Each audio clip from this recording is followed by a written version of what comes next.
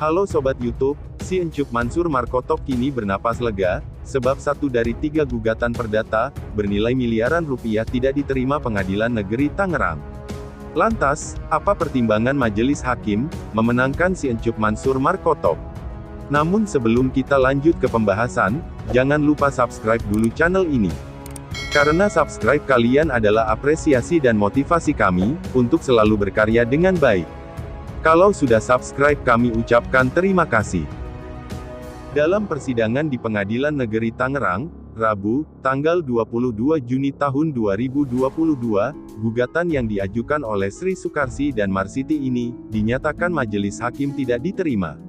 Berikut pertimbangan Majelis Hakim yang diketuai Wendra Rais.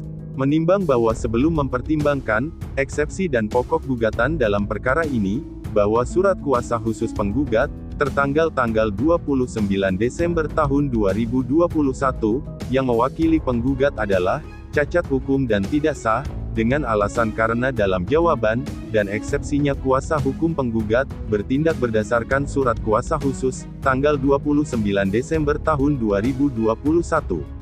Ternyata surat kuasa khusus itu tidak dicantumkan tanggal. Kemudian, tidak tahu pada makna yang ditempel pada surat kuasa khusus tersebut, sehingga surat kuasa tersebut tidak bersifat formal.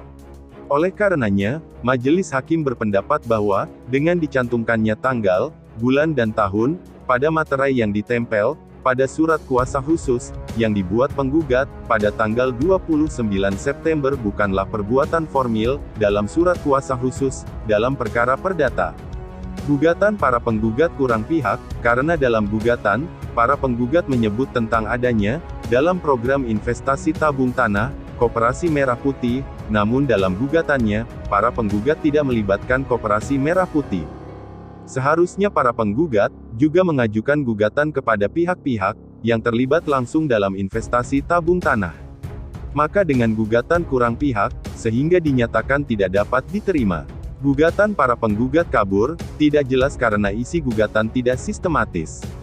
Dan antara fakta yang satu, dengan yang lainnya tidak jelas hubungannya. Nampak para penggugat merangkai cerita, maupun peristiwa yang tidak saling berhubungan, dan juga gugatan para penggugat, tidak jelas dan kabur karena, perhitungan besarnya nilai kerugian tidak jelas, dan tidak rinci. Oleh karena para penggugat, dalam menghitung besarnya nilai kerugian, tidak rinci dari mana dan berdasar apa, perhitungan besarnya nilai kerugian sebagaimana dimaksud. Sebelumnya diberitakan Pengadilan Negeri Tangerang, tidak menerima gugatan perdata, berkaitan dengan program tabung tanah, dari Encuk Mansur Markotop. Gugatan senilai 337 juta rupiah lebih itu pun kandas.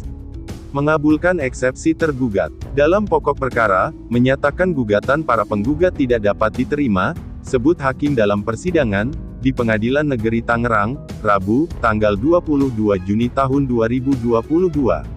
Gugatan ini sebelumnya diajukan oleh Sri Sukarsi dan Marsiti, terhadap si Encuk Mansur Markotop. Dalam petitumnya, penggugat meminta hakim, menyatakan Encuk Mansur Markotop, telah melakukan perbuatan hukum, yaitu berupa pengumpulan dana yang tidak sah. Jadi seperti itu ya sobat pertimbangan Majelis Hakim, sehingga memenangkan si Encuk Mansur Markotop. Jadi bagaimana menurut kalian? Tuliskan pendapat kalian pada kolom komentar di bawah. Oke, sekian dulu informasi dari kami, sekali lagi jangan lupa like, comment and subscribe, serta aktifkan lonceng notifikasinya, agar sobat semua tidak ketinggalan informasi dari kami. Kalau sudah, kami ucapkan terima kasih, salam Tewawo Channel.